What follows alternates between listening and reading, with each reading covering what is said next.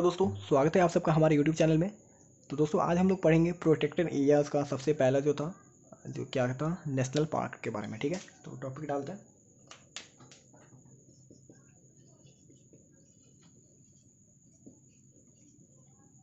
ठीक है, तो नेशनल पार्क क्या होता है? तो ये सिंपली प्रोटेक्टेड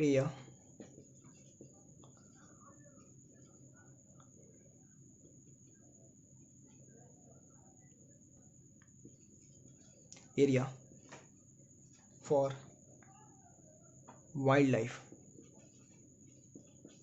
मतलब कि ये एरिया ऐसा एरिया है जो कि मेनली वाइल्ड लाइफ के लिए प्रोटेक्ट करके रखा जाता है। ठीक है, तो मेनली नेशनल पार्क जो है वो flora, fauna, landscape and historic places, इन सबको वो क्या करता है, प्रोटेक्ट करता है। ठीक है, ठीक है, फ्लोरा को प्रोटेक्ट करेगा, फौना को प्रोटेक्ट करेगा। लैंडस्केप क्या हो गया, नेचुरल इन्वायरमेंट हो गया हमारा।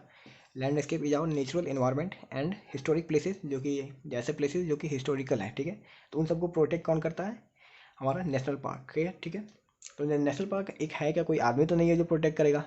तो ये एक ऐसा एरिया है जो कि गवर्नमेंट के द्वारा प्रोटेक्टेड है, मतलब कि वहाँ पे आप कुछ भी इलीगल काम नहीं कर सकते जो कि वहाँ के लिए इलीगल है। जैसे कि आप वहाँ पे क्या क्या नहीं कर सकते, वहाँ पे आप ग्रेजिंग नहीं करा सकते अपने जानवरों को, ग्रेजिंग। और कुछ काम है जैसे कि कल्टीवेशन नहीं कर सकते।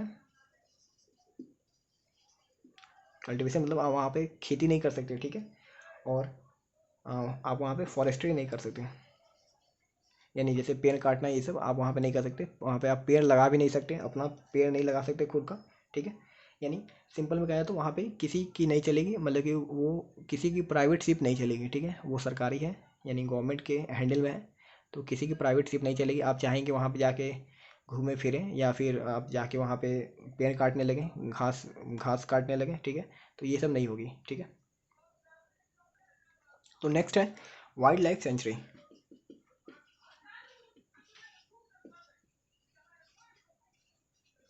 ठीक है,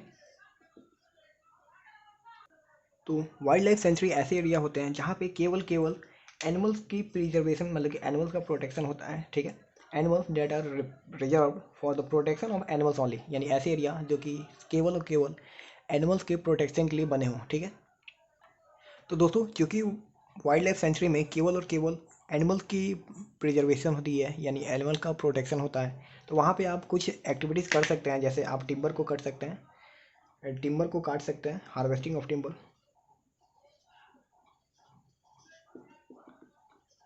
टिम्बर मतलब वुड ही होता है, लकड़ी। ठीक है, और आप कुछ फॉरेस्ट प्रोडक्ट को भी कलेक्ट कर सकते हैं, फ्रॉम फॉरेस्ट।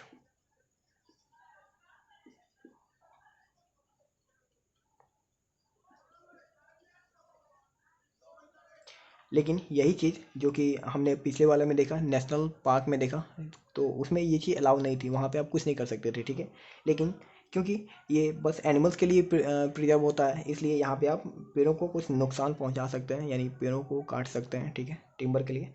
और कलेक्शन और कुछ कलेक्ट भी कर सकते हैं, यानी पेड़ से जो कि प्रोडक्ट मिलते हैं। ठीक है, उसे आप कुछ कलेक्ट भी कर सकते हैं। ठीक है, दोस्तों आपके मन में भी शायद एक सवाल उठा होगा कि आप लोगों ने देखा होगा कि जो जू होता है, चिड़ियाघर, उसमें भी एनिमल्स को प्रोटेक्ट किया जाता है। तो जू में और वाइल्ड लाइफ सेंचुरी में अंतर क्या है? ठीक है, तो मैं उसे सिंपल में बता देता हूँ आपको। ठीक है, जू और वाइल्ड लाइफ,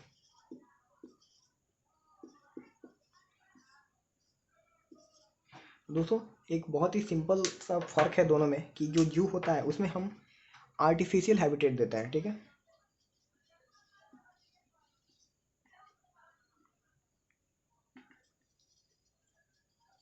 आर्टिफिशियल हैबिटेट यानी हम उसे कोई पिंजरे में बंद कर देते हैं। जू में आपने देखा ही होगा कि किसी किसी जानवर को किसी पिंजरे में बंद कर दिया जाता है। कोई जैसे शेर है तो उसे भी पिंजरा में बंद कर ही दिया जाता है। ठीक है, लेकिन जो वाइल्ड लाइफ सेंचुरी है तो इसमें आपको नेचुरल हैबिटेट मिलता है। ठीक है, यानी इसमें एनिमल्स को किसी कहीं कैद नहीं किया जाता, उसे खुला छोड़ दिया जाता है। एक बहुत ही लार्ज जियोग्राफिकल एरिया होता है, वहाँ पे जानवर को खुला छोड़ दिया जाता है। तो ये एक बहुत ही बेसिक डिफरेंस है, ठीक है, जो आपको जानना चाहिए, ठीक है, जू और वाइल्ड लाइफ सेंचुरी के बीच, ठीक है।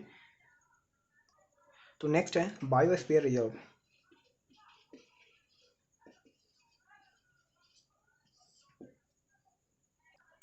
तो बायोस्फीयर रिजर्व जो है, तो it is a multipurpose project. तो दोस्तों बायोस्फीयर रिजर्व जो है वो मल्टीपर्पज़ प्रोजेक्ट है, ठीक है। मल्टीपर्पज़ होता है यानी जिसमें जिसके एक नहीं, एक से ज़्यादा पर्पज़ हो, ठीक है। तो एक से ज़्यादा पर्पज़ किस सेंस में है वो आगे देखते हैं, ठीक है। क्योंकि मल्टीपर्पज़ ये इसलिए है क्योंकि यहाँ पे conservation of wild life, plants और एनिमल्स रिसोर्सेज तीनों होता है, ठीक है। तीन चीज़ों का कंजर्वेशन होना है, वाइल्ड लाइफ का भी, प्लांट्स का और एनिमल का, ठीक है।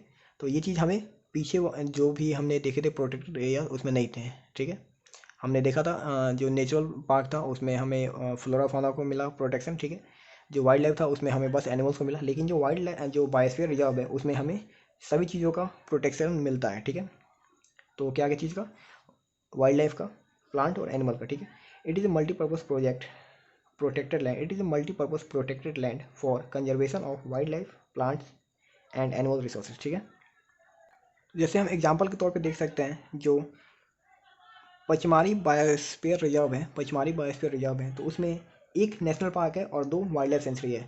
तो सबसे पहले कि जो बायोस्फीयर रिजर्व होता है वो नेशनल पार्क और वाइल्ड लाइफ से कई ज़्यादा बड़ा होता है, ठीक है। तो इसीलिए आप देख सकते हैं कि एक बायोस्फीयर रिजर्व में एक नेशनल पार्क है और 2 वाइल्ड लाइफ सेंचुरी है। इससे ज़्यादा भी आपको देखने को मिल सकता है, लेकिन जो पचमारी बायोस्फीयर रिजर्व है उसमें एक नेशनल पार्क है और 2 वाइल्ड लाइफ सेंचुरी है। नेशनल पार्क जो है उसका नाम है सतपुरा नेशनल पार्क, ठीक है। And the 2 wildlife are Bori wildlife sanctuary and Pachmarhi wildlife sanctuary, ठीक है। The next and last topic that we have to study is project tiger, ठीक है। प्रोजेक्ट टाइगर, तो प्रोजेक्ट टाइगर बेसिकली क्या है, तो नाम से ही पता चल रहा है कि ये टाइगर के बारे में कुछ होगा, तो इसकी डेफिनेशन से हम इसको क्लियर करते हैं।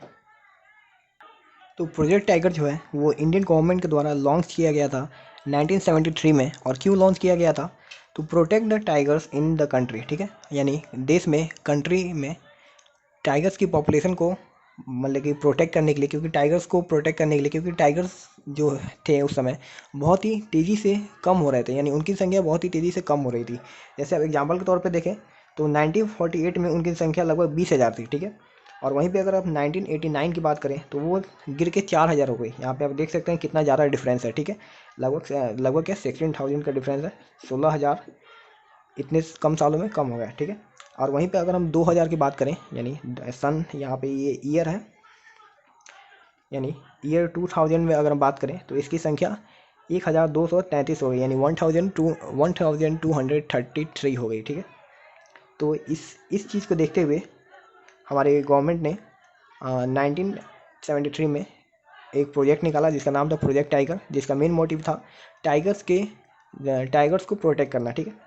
तो इसका फ़ायदा क्या हुआ है, फ़ायदा भी आप यहाँ पे देख सकते हैं, एक डेटा से देख सकते हैं। क्योंकि जो डेटा है कि 2011 में जो सेंसस हुआ था उसमें टाइगर्स की जो संख्या है वो लगभग 1706 पाई गई है, ठीक है। तो आप देख सकते हैं कि यहाँ से कुछ इंक्रीज हुआ है, जहाँ पे 1200 था वहाँ पे 1700 हो गया है, ठीक है। तो लगभग 500 का इंक्रीजमेंट हुआ है, ठीक है। तो दोस्तों चैप्टर लगभग ख़त्म, लगभग नहीं पूरा ख़त्म हो गया, मैं बार बार लगभग बोलता हूँ। तो चैप्टर पूरा ख़त्म हो गया है। तो नेक्स्ट चैप्टर में हम मिलेंगे, ठीक है। आज के लिए बस इतना ही, मिलते हैं अपने नेक्स्ट चैप्टर में, नेक्स्ट वीडियो में।